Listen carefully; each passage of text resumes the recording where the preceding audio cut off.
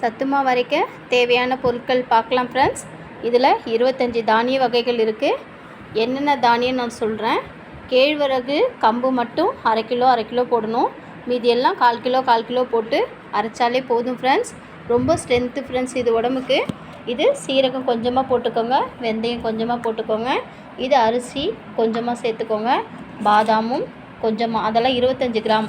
ஏலக்காய் வாசனைக்காக கொஞ்சம் சேர்த்தா போதும். இது சிகப்பு ராஜ்மா, சிகப்பு அரிசி, பார்லி, மக்காச்சோளம், அப்புறம் வெள்ளைச்சோளம், கோதுமை, சம்பா கோதுமை, சுக்கு, பச்சைப்பயிறு, அதுக்கு இதுவும் சோளம், வெள்ளைச்சோளம், கருப்பு மூக்கடலை, கருப்பு உளுந்து, இங்கே பாருங்கள், குதிரைவாலி அரிசி, மாப்பிள்ளை சம்பா அரிசி, திணை அரிசி, வேர்க்கடலை, உடைச்ச கடலை,